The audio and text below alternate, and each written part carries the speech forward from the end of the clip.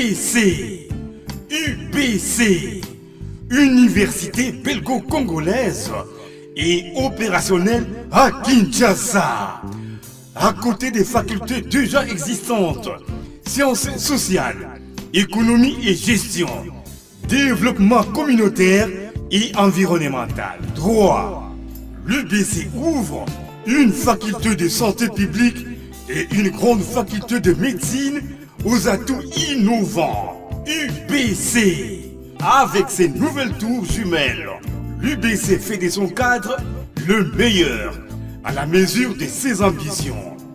Pour une carrière réussie, pour faire de vous des perles rares des entreprises, l'UBC met à disposition une ferme agro-industrielle, une bibliothèque bien enchalandée, une salle d'informatique à la pointe du numérique, un cabinet d'assistance juridique et un hôpital performant doté d'un laboratoire d'analyse médicale aux standards actuels, une télévision moderne bien équipée. UBC, avec ses professeurs visiteurs et maîtres de conférences, l'UBC octroie des bourses à ses lauréats et assure les suivis du cursus du 3e cycle à l'étranger. UBC, inscription rue Louosi, numéro 7 à 13 à Kassavubu, en face du carrefour des jeunes. Téléphone 00243 81 60 00634 00243 90 61 61 088. UBC, une œuvre signée l'ambassadeur Mathieu Mobindi. Mathieu Mobindi et le centre belgo-congolais. Hôtel Saphir, un bijou au standard international en plein Matongé, au grand carrefour de Kinshasa. Plusieurs catégories de chambres, bureaux et appartements climatisés avec Wi-Fi et TV, n'a faux prix. Petit déjeuner y compris dans son restaurant aux spécialités variées, avec réduction des prix pour Naba client Oyuba Fandina Hotel. Ascenseur ultra moderne, disponible en permanence 24 heures sur 24, vous amène à tous les niveaux. Yaboina Matongé et Zalaté. Notre adresse A4 Ikelemba, quartier Matongé, commune des Kalam. Téléphone 084 710 99 99 081 600 8000. Hôtel Saphir, beau cadre, bel emplacement, bon prix et beaucoup d'avantages. Bienvenue à tous.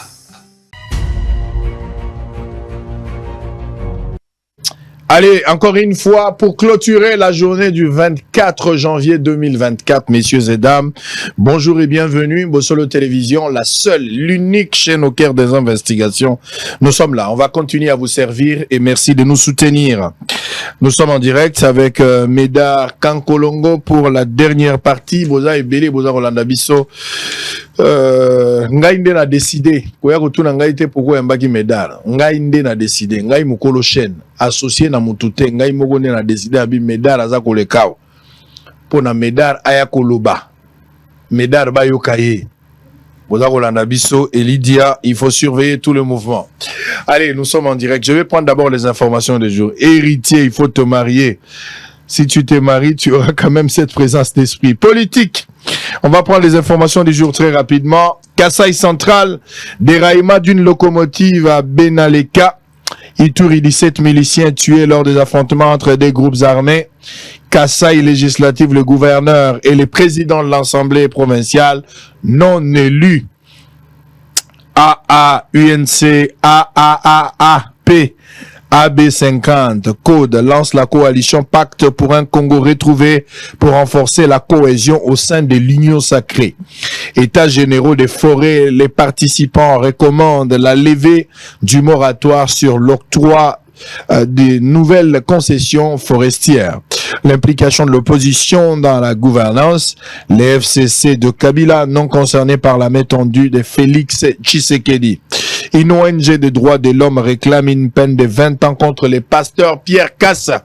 Kassa Mbakana, responsable de l'église primitive. Insécurité dans l'Est de la République démocratique du Congo, l'Afrique du Sud engagée à mettre ses propres forces pour apporter la paix. Une précision de l'envoyé spécial de Cyril Ramaphosa. Kwamut, au moins une dizaine de morts dans une attaque de miliciens au Bondo, village Fadiaka. Avant-dernière information, des groupes armés s'engagent à œuvrer pour la pacification définitive d'Elituri. Membre de la SADC pour boucler l'Afrique du Sud, a-t-on joué sa partition pour le retour de la paix dans l'Est du pays? Médard Kankolongo, je ne l'appelle pas candidat malheureux, parce que je suis convaincu qu'il n'est pas malheureux. Sango Pessi position, où est le problème? Moi, je vous avais dit qu'il faut voter pour Médard. Ce n'était pas une prophétie, c'était un accompagnement. Et eu égard des éléments qu'il m'a présentés, jusqu'à présent, il a indiqué que Médard a jouité. Et ça, Makambo Kolobate côté, Médard a jouité. Makambo a lobi nanga yangona. Na cause la coup constitutionnel. Ce coup constitutionnel, la Katili Kambo, ne na kolobake Médard Kankolongo, candidat malheureux, bien candidat élu na ba élection en 2020. Mais si ko ngana benge malheureux, na ko benge malheureux. Kotu na penga ite, mais na ko benge malheureux. Médard Kankolongo. Félicitations d'abord. Ngana zo féliciter yo na participation na yo et puis na ndenge ozui atako batangi yo te. Félicitations. Merci beaucoup Sango Mokonzi, surtout tout mon année kala ezalaki dernière émission il y a campagne na pesio merci parce que na kenda ki jo moko na sangamamba na kati na kutina batu moko balobi bazo voter nga po balandi mot d'ordre et surtout na pesa pe bandeko ya message mon oncle na pesi mbote oncle nangai Mboloko place azolanda ngai assemblée que je connais na Rigini alobi ba se mobiliser parce que au pesa ki message et je vous remercie na profiter pe na pesa bana dukunga nyonso ba salinga confiance ba votenga massivement non seulement naza meilleur élu tête de liste ya FDC donc mutu nyonso leki batu nyonso na bavoa na FDC zangai na liste wana na lukunga olongoli FDC me na lukunga mobimba okotala même na ba journaliste o batambola ki kozwa ba PV po elengi ya élection zalaki toki bo CDC bazo afficher et batu ba kotala ke partout Médard Kankolongo na ba voix ebele nazala qui parmi les 3 ou 4 meilleurs élus à Lukunga Mobimba. Mais comme dans la République il y a ba homme fort. Na kolo bateke ba sacrifier ngai mais ba poni adversaire ya mabe. Alors, question na ngai za kaka moko. Médard Kankolongo tokena ina maponomi. Maponomi ezalaki oche nzoto bawe bako gagner bagagner ba ope bako pola ba poli. Ezali jeu démocratique mbarasima okoyi kozela. Seni a publié ba résultat na kati wana kombo na yo zalité. Injustice au mérité kozwate problème ya seuil nini ekomeli Médard Kankolongo. Ozo contester résultat pona nini. Zouata ko expliquer batu bayiba. Très bien. Sango nazo contester za blague. Et nakoebisa bureau mubimba parce que na monya batu moko ya bureau akadima bengi nga na tika ko ko lobaka akadima mais ye mutu aza président na bureau mubimba bako sakana na ba sacrifice ya batu. Ngai naza mutu ya mbongo te. Na pasi na ngai na batu bazali ko accompagner to sali campagne to bundi to zui na ba résultat seni a pesi ngai seni a pesi ngai 2066 voix akamati neve ya Bahati Lukwebo kombo na ye Emmanuel Bahati apena kombo ya Bahati mbele musoso atali o Kankolongo kombo ya babola ya Bahati ya bozui nda bambiye 2400 naza na ba PV wa Sango.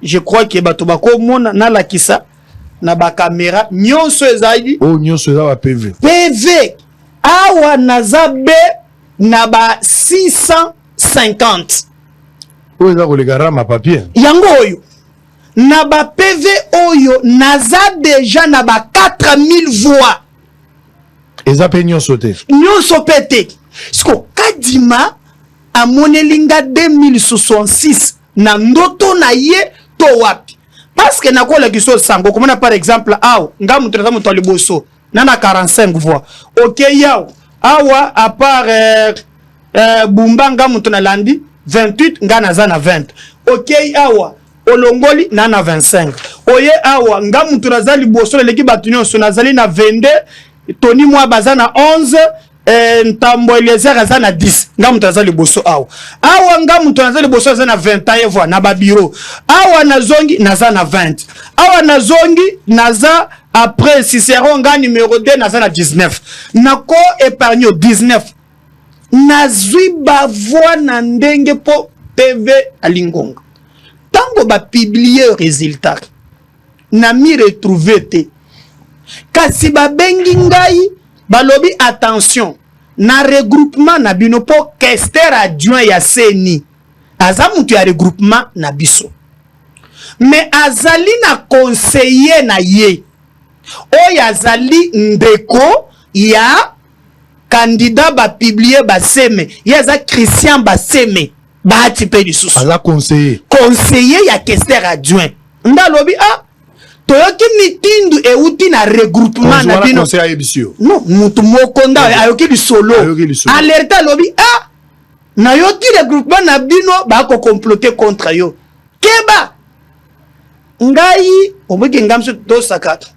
na solo na mokonzi na biso mokonzi onani bati lukwebo na bisaki ngai nazwi oyebi na ko dévoiler nyonso te 2 jours aba programmation nganda zalaki na bati lukwebo bino mbalebo biso mibale na biro epai na ye na ndako makambo to sololi ayebi naza un homme d'état opa yebisaki ngai ayebi medaka nkolongo mutu azwi mais tango résultat ebina mutu ango alertaki ngai na bengi ye nalobi mokonzi naokike na lie 12 bobeti ngai eloko aboma nakolinga te alobi te koloba te yo zwaka ba PV na yo ba CMP azwa ba PV na ye boya nga na tie commission comme ça yo na ba PV olakisi PV moko boye ba CMP alakisi PV na ye à la fin soki commission constaté que ba voix na yo eleki ya ye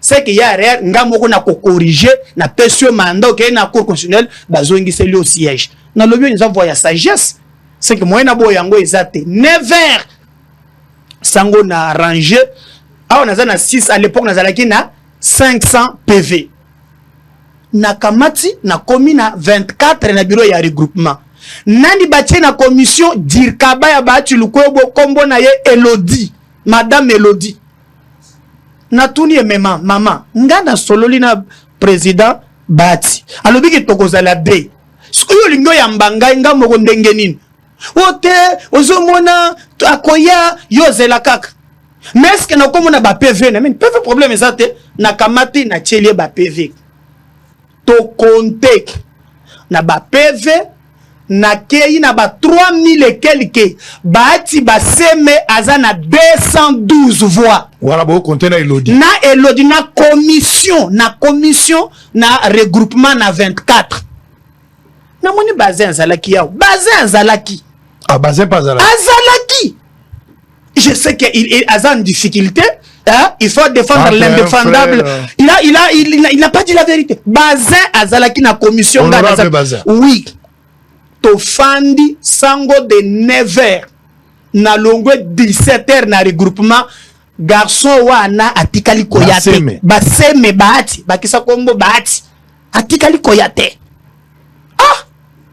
nazongi nazwi chono be alo mokonzi professeur bat na uti awa na commission na memi ba PV baati baseme ayete tala conclusion yangoyo na memi ba PV ngana na ba 3000 yaza na 200 atuninga mutun ningo ba programme ndemi ngana yebite ngana yebisuyo tuna dir kabana yo oyo tindaki na commission muto ya mbingai sango luka manda luka yo kasi ya liboso 2 jours après ma ponami to seulement ponami le 23 le 25 na moni kaka ba journaliste ba bandi ko koloba wo par exemple nous alertons sur la production de faux PV wana bati basema ndiko sala ba faux PV tango to silisi maponami sibazokanga ba photo ngana ko kamata ba voix nazoboka na groupe ya ba candidat ye moya po abwaka ba voix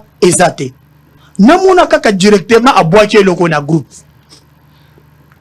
ezali na munga fula complexe scolaire malala so tali mbala moko ya zui en tête 127 voix Mouton alandi apesi 111 oyo alandi apesi 98 oyo alandi 67 oyo alandi 41 6 na C soki otali siko place abungi crime parfait ezalaka te nombre d'électeurs il faut ezala 240 pourtant to vote il y a des nombres attendus 240 mais ye awa na faux PV abosanaki abeti 468 na bende loko na groupe na lobby mutana makanisa mabe ba journaliste ba koma 2 jours avant yango na moni kadi maza ta complaisance pour ceux qui ezala kinda lobaki wazoka ngaba fraudeur mais moi na mobile il faut ça invalider parce que la presse en parlait à faire le côté aponaki bilongi moko oye fa régler compte comme preuve lobaki que deuxième liste tindate donc azana ba protéger comme baati basem donc comme moi baati e bangisiye faux PV yangoyo azana PV te so na PV normal donc ngana lobi OK comme eza bongo mbeba ezali regroupement mutoko zongisela ngaba voter parce que seni appelle singa 2066 mingaya on azana ba 4000 quelque bon nakende kadi ba 2000 apesio na seka azana ba PV na ye yango peut-être mais mto abisinga na senyi po tala bato landa kibiso te bakatika ka ba voix moni appelle singa combien 2066 lobi ka jura ba voix na ye acheka tikati akamacha tali yo kankolongo kuna bati lukwe tala ko mwa bati abambio wana do yo ba sacrifier mete ba sacrifier ngaite comme preuve na ye nango na sengi mokonzi comme na kendaki na commission na tosaki pesanga kaka mukanda nzela po yo organiser maponamite nakende kosamba na moni bandeko ya palu bazana ka oyo comme mukonzi na bango asireposhe loko mokote akomi mukanda lobi ba oyo bakende kosamba sans problème na moni kutu muso bazo contester vini muleka baza batu ya regroupement moko alors mais je ne cache rien na loko mokote bokende kosamba kaka epa na biso pona nini ko toucher nevete ne touche pas mon neveu. Nga medar kankolongo na sali politique pona mabota te na tosi batu lukwebo mingi nali parmi batu ba défendre batu lukwebo mingi sango yambaki nga awa butu na moi na kotalisa mais lelo oyo alingia sala eza pasi pourquoi kotingama na kopesanga mukanda te bayebisaki ngaki pote neve na ye esengeli aza la place wana bato yo ba votaki ngai il faut lekepa na ngai désolation lelo parti na ngai na lukunga na bimisi 6 conseillers commune na Kinshasa na bimisi 2 conseillers Munga Fula na bimisi 2 Ngaliema na bimisi 2 est-ce que vous imaginez que bato yo nga na pesi mot d'ordre ba voter ba dimi comment ngai un homme on a battre record bachanga pembeni pona ko privilégier intérêt ya famille nde biso tolobi na bazuzi malgré po na ko pesa bango technique na ngate bambodi musu na bombi tokokutana na bango na cour et la ozana mandate sango oyebi soki tangi mobeko c'est par l'article 18 ou 19 la constitution na biso moto mokote ana droit ya kopekisa moto basambisa niye na zuzi na ye poye oya moni kaza lésé et puis makambo ya mandat faut tobe très bien lorsqu'on parle ya mandat il faut ngai par exemple AFDC n'attaquer liste mususu. Ça se comprend. Mais lorsqu'il s'agit de la liste moko, il y a conflit d'intérêt. Là, on n'a pas encore, il faut ébongi sa place et c'est pour mettre des jurisprudences sur ça. Bazo mikosa, bazo bomba makana manda, pote baboto la ebonganga na zui na pasi. Sango j'ai investi 5 ans. Boutou na moi. J'ai entretenu des bases. Ezana ba mama tilo ba ko liate. Batu ba ko bengangai de partout. Et nazalaki na beta ki tout partout où je passe. Tout le monde me pose la question. Yo obimite ndengenin. Est-ce que vous avez un problème personnel avec Bahati? Il y a Mousselani. Nous sommes sur 2 jours avant publication. Et pas inaye nandako. C'est Adali Moutou Oyo na accompagné plus de 5 ans. Na batak nyonsunga medar kankolongo na liboso. Est-ce que vous avez la mesure na cour constitutionnelle, il y a qu'on convaincre avec de preuves tangibles que vous avez gagné l'élection? Mais sango même ata yo moko ozomona ba plate yango. Oui, que ko samba na seni ozo contester mais seni pas ko ya ko défendre. Mais yango na ko tuna na zuluga ta na plateau. Ya yebsanga place azolinga 2066. Ozoluka na kadima. Kadima na batuna ya azolinga 2066 na kindokyo wa po oyo. Ezali ba fiche de résultat soki ba compter ba voix. C'est na lobby na bureau oyo ozui par exemple là na zui 19. Ndeba na bureau ba fichier. Donc nga na zui kaka na sangisi pena nu na zui ba PV nyonso te. Na zabe na 650. Donc pour la collection que non c'est nya ya ko soki déjà na oyo na leki musika de. Et puis garçon wana akoki kozwa 2400 voix telukuta nde place na ko bisanga seni peut-être na fait na PV na bangoyo neta ba mala la ozo mona ke sur 240 ba PV na yo za frappé oyo za na mais yango bakoyo kotala batu ya Tony batu ya lie batu so na bango bakotala bako vérifier parce que ba PV oyo za na yango ba Eliezer peut pas exact et koya na kotuna seni kadima na bato na ye bazwelinga 2066 wapi ozonte bakila to kokitisanga te bapesi ye 2400 hein nga bapesi nga alors azaka na 212 voix sango moko babakisi ba zéro na ebite. Alors moi j'attends et puis moi j'ai dit au professeur Bahati ozali deuxième responsabilité ya oza président ya Sénat comment kokanga bana libot zo exemple ya paluna bato mosusu oza n'intérêt mon côté et puis parti na ngai na ligne ba candidat nga na zuka ka moko yo oza nango soki combien olanda nga na moko wana oboto il faut à la mesure ya relaxer implication à Bahati na kati kambo na zwebisa yo sango clair et net kombo yo babisa za Bahati basim nga na uti na commission a en place pourquoi boye na mandat c'est lui qui m'a dit que ce qui n'a qu'une commission hein et que on a eu un appel Bahati basema mususu aya so qui bo sali confrontation ngai na koya na pesio mukanda okende kozwa mandat Bahati aboyi na mandat to yondo za impatient mais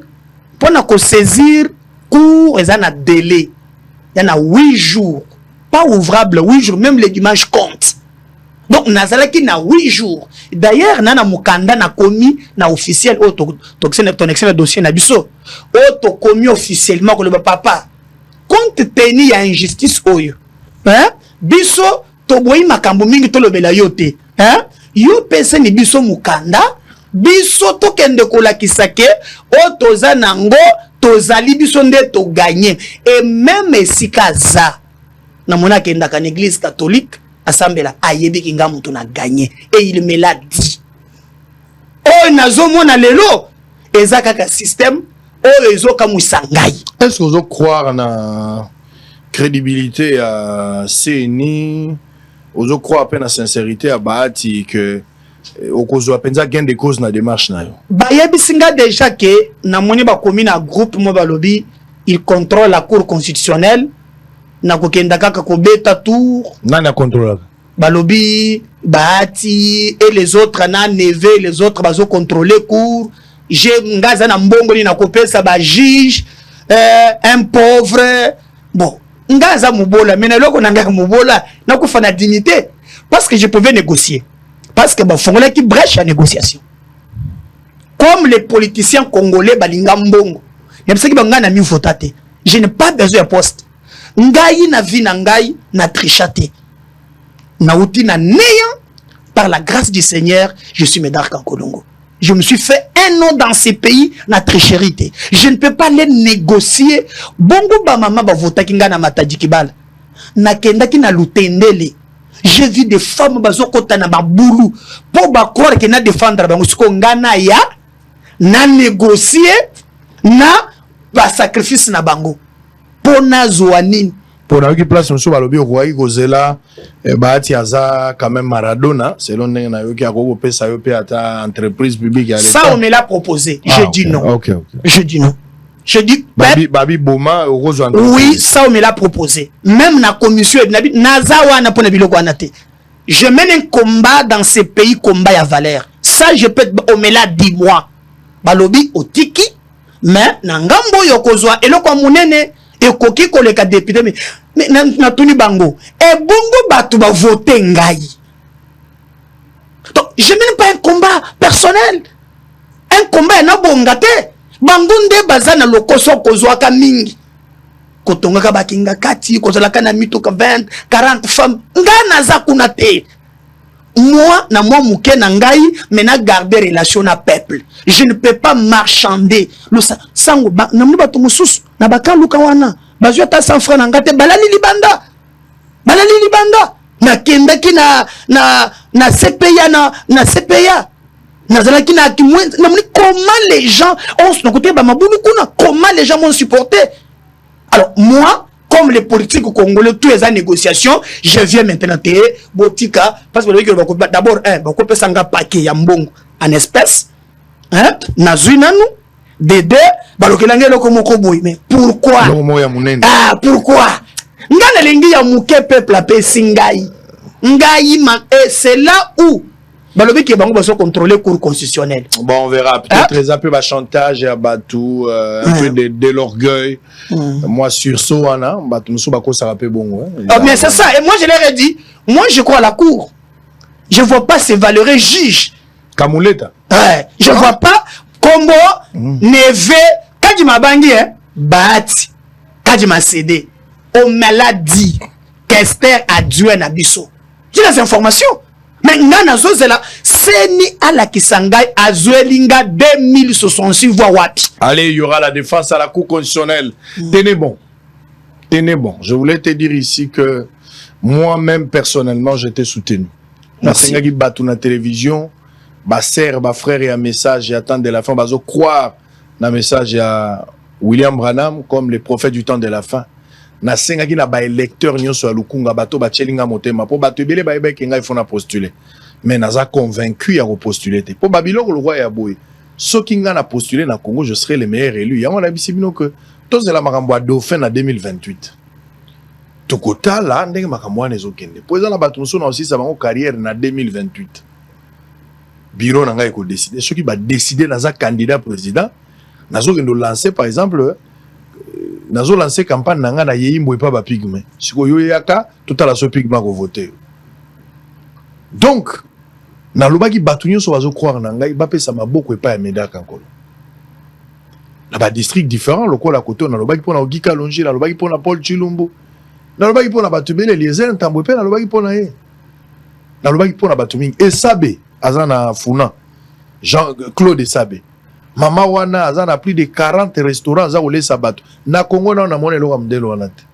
ache 40 restaurants na Funa bato baliaka tous les jours ça fait plus de 6 mois ogolia na tongo olie pe na poko ndenge yo lingi kende ko voter bongo muta bongo penza olie pe ba voter ete aza indépendant ba calculer même ba quotient électoral ba tenir compte ya ba indépendante c'est grave alors ngala ko protéger pe bato nanga ngala soutenaki nazana intérêt à ko protéger bato nanga Médard ba PVO yaza kotambola nango o ngana monaki na ndenge ba témoignage ya bato za recueilli sur terrain Médard a gagné les élections sango lobby bon je connais globani na biso que Médard a gagné les élections c'est ce que moi j'ai eu na ba PV puis bato ba lobby mais babiloko ya vers la fin Bah, au Tchebi na loboko pour arbitre monate, ça moi passe. Arbitre à comment kaka. Botika ya kende. La Cour constitutionnelle, bah sambisaye, à la moyen de défense. Ce qui m'aide à quitter, awa. Tout le bac à quitter. Mais ce qui m'aide à quitter, botika la chance. Biso bato uti na ba famille ba 4x4 koti machine yo moko bimi okay. Moto azate tout ça na droit na mboko te. Il faut aller le fils de, le neveu de, le frère de. Bon biso bato de bato liboso. To bandi ba kombo na famille. Est-ce que toko ressurte? Biso de to bandi ko cha moboko na famille longi ya famille komi ko ba na ba kombo na biso. Toko bandelo côté. Donc ce sont les mêmes personnes qui reviennent. Je connais M. Bahati. Je l'ai appelé d'ailleurs au téléphone pour un dossier à Makambwa. Mais là, malheureusement, il n'a pas pris son téléphone. Peut-être qu'à cause de l'occupé, Azam Konzimoune n'a pas nabiso. À cause de la paix, Azam occupé certainement, n'a pas tenu rigueur dans côté. Mais je voulais avoir la version naïe, par la vérité sur cette question. Malheureusement, répondre, je ne sais pas qui contacter. Azam a monté à contacter sur te. Mais Boyo qui est Nenga Lobby, tout compte fait, Toyoka qui déjà basé Lobby Nenga Lobby. Coup conditionné sur x4. Naningena yebisa ba président ya ba parti politique. Bozo nyoko la bana batu. Mais boye ba ke li felo malgré technologie avancée, ba tche climatiseur te, ça il faut boye ba. Ce qui est là kufi OK na li felo climatiseur ezate atambongo za ngona sa mabele. O pe sa chance na ba jeune ba ile lo bango pe ba mata. Surtout que bazo mériter yango ba jeune ba sala bino musala mingi. Ndeko ya Bahati nini alingana na télévision pour ko défendre Bahati. Non, on a comme on a été. Eza ba bazin, eza bino, eza ba mukendi, ainsi de suite. Bato bo croire na vision na inde bozo sala musala. Mais comment ce qui est comme biloko beli, bazo pona bilongi ya bato ya kokota. Mais ce qui wenze bino ne bato sala wenze. O boka ndenge nini. Na ngena bisa bino ke voix ya mutu, to siège ya mutu. Eza lokola nzoto ya mwasi, bakabolango na bato mibalete. Eza lokola brosse à dents.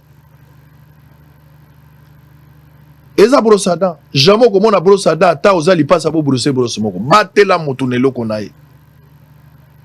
Salaire ya soda, tout le monde a ngolo la brosse à dents. La zone banzoto ya mwasi po ata chel. Basali la kepe zuwa. Ça dit mutu moko ata ebike mwasi aza chel asala ka monumba, mais ko se plater visiblement ba ke mutu moko boyaki avant yo. Oyo kalisolo momo na été.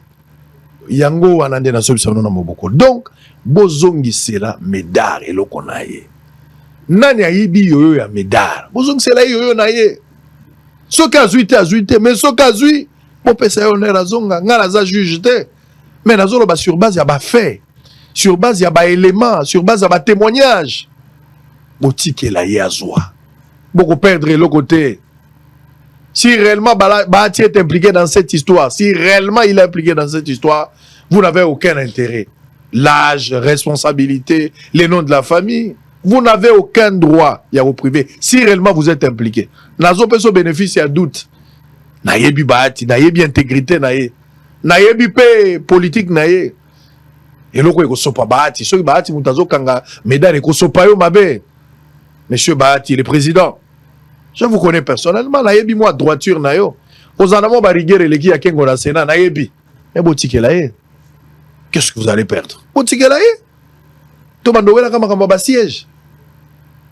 Azo la poste à Sénat, kaka siège nae, brosse à dents nae. Bisoto salaka wenze.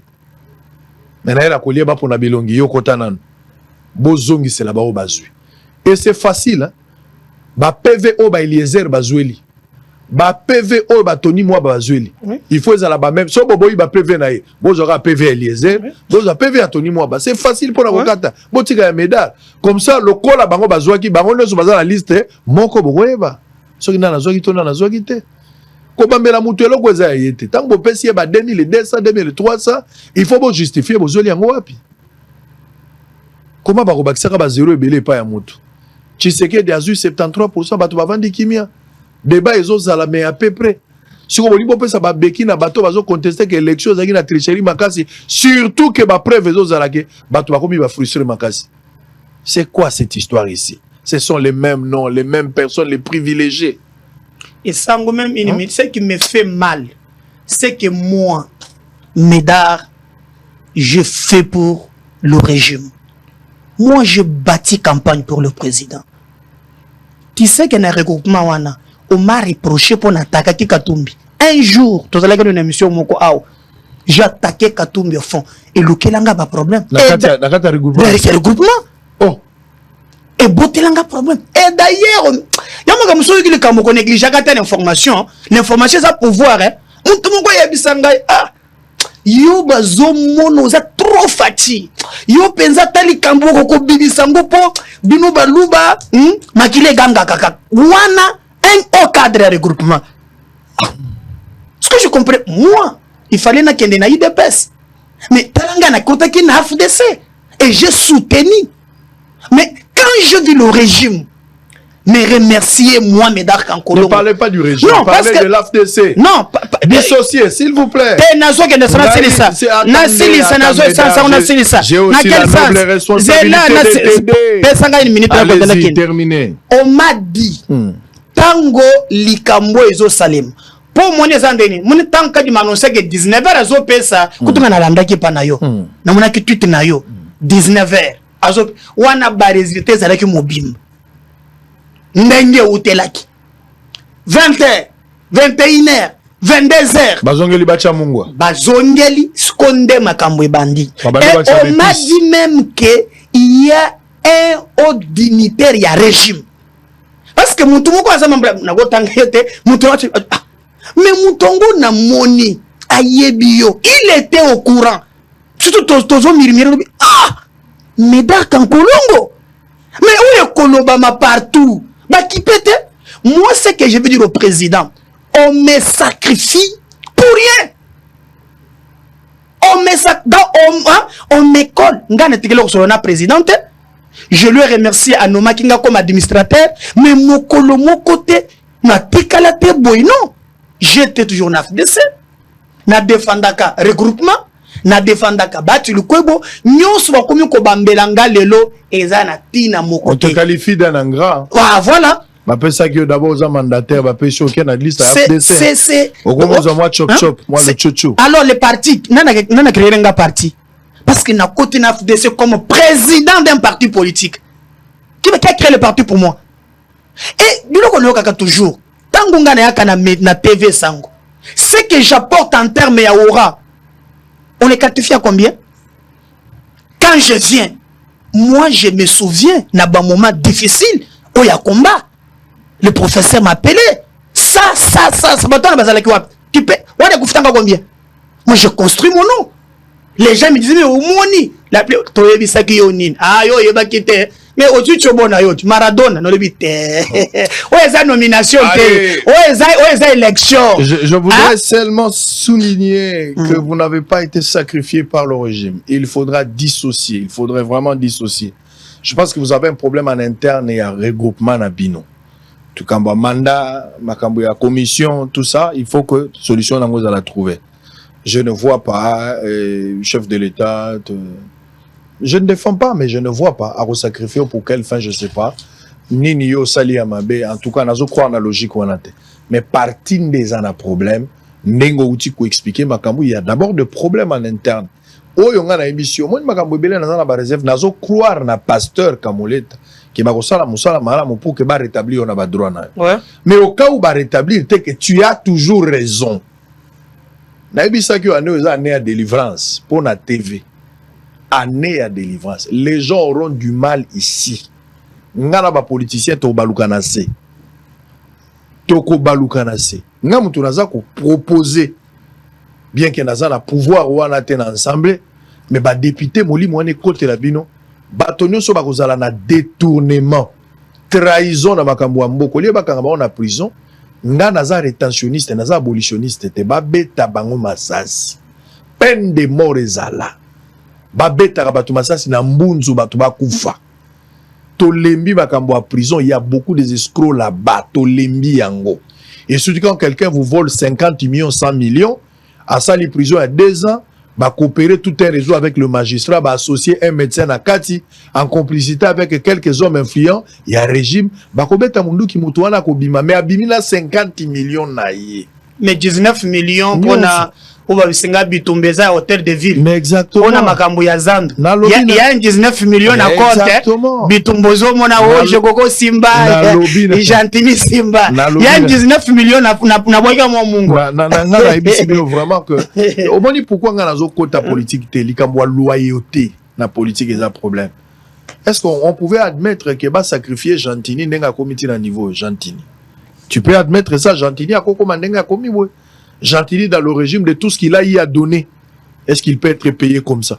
Na sengi bino bope sangai vidéo ya Gentili. Je vous ai demandé la vidéo de Gentili là où Gentili vole. Naturel comme on a place à zo tricher quelque chose. Naturel comme on. Même sous seigneur za la technique à utiliser qui. Mais on a sengi vidéo naturel comme on a.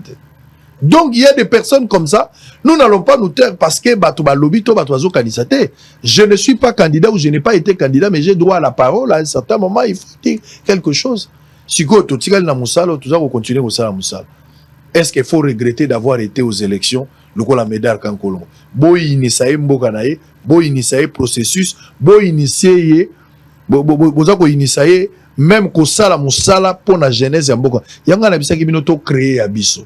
Au moins, ba Manix yenda na bande comme ça baza kolanda biso baboum crash Didier Kaimbaza na Paris, monsieur l'entrepreneur Maurice Mbaza na Suisse Chikito musha batu nyonso boza boya to sala oyo ya biso tobi mana lingomba ya batata na ya ba mama na ya bakoko to sala oyo ya biso mouvement ya pensée ya biso ba jeune to banda musala lelo tokoki kozwa pe présidence de la République pour changer les choses.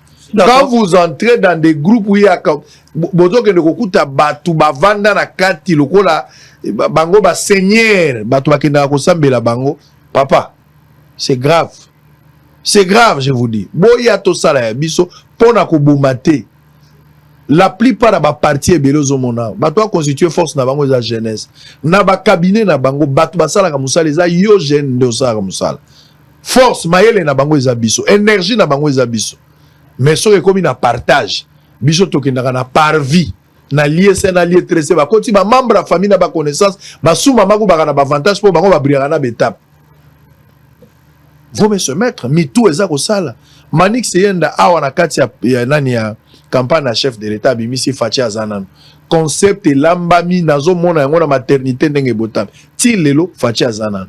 Ba tobele bazo sa même mutaboti yango za elenge, azoli yango million te. Mais là, mon tour a payé le côté mais à 8 millions. Ok, la campagne Fachi Azanon, ça jouait dans beaucoup de choses. À quoi il peut comme guider dans le concept pour les œuvres intellectuelles. Mais malheureusement. Donc les jeunes auront toujours du mal. Tu sais que dit à la bonne foi, Yakobimisa Bato. Kabila même à son temps. Ah, il est temps. Kabila le bite funa tindi kamo abato. Mais il y a la bateau mais tu vois, selon l'article 44, tu vois, moi, nous, par rapport à notre expérience, mais tu vois, par rapport aux jeunes, moi, tout le monde a diabolisé l'ingi jeune abimate.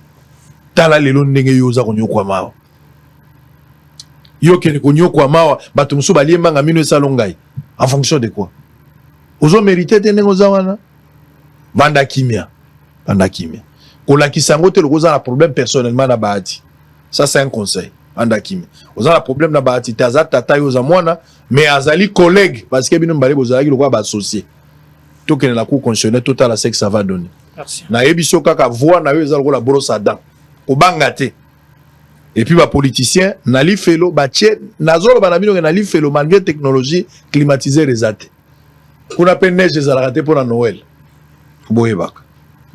Bonne chance na Léopard. Allez, bonne chance Léopard, je vais chanter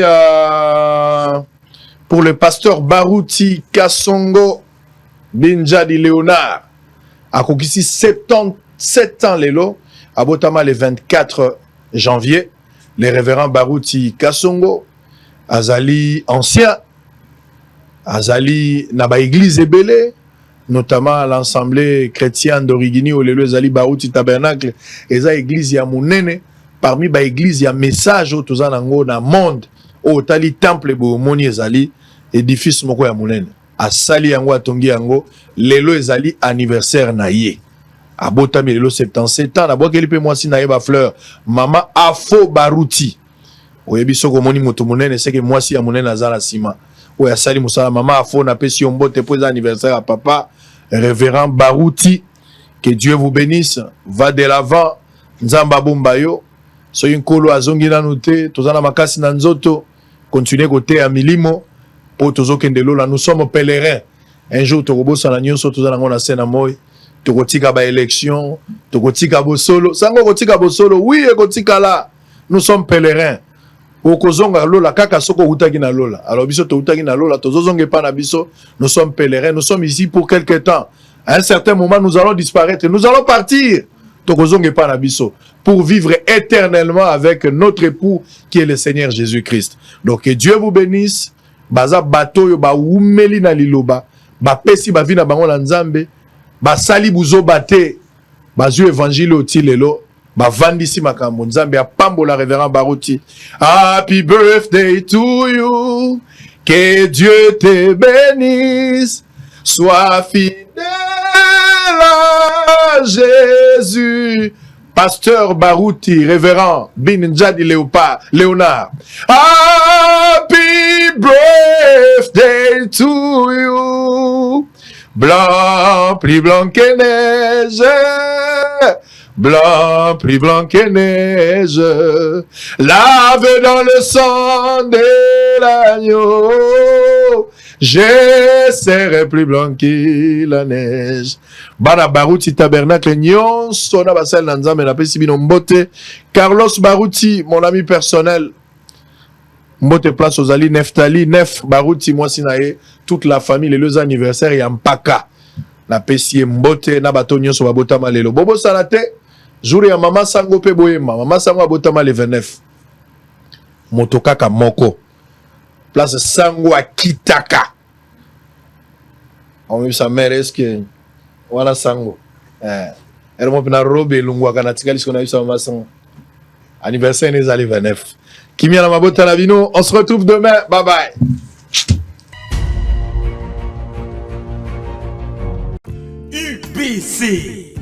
UBC, Université belgo-congolaise et opérationnelle à Kinshasa.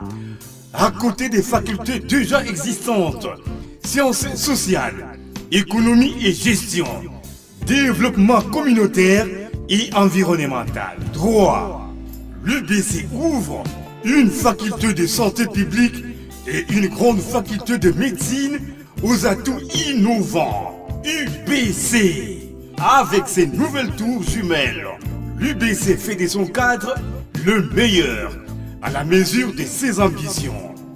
Pour une carrière réussie, pour faire de vous des perles rares des entreprises, l'UBC met à disposition une ferme agro-industrielle, une bibliothèque bien enchalandée, une salle d'informatique à la pointe du numérique, un cabinet d'assistance juridique et un hôpital performant doté des laboratoires d'analyse médicale aux standards actuels, une télévision moderne bien équipée.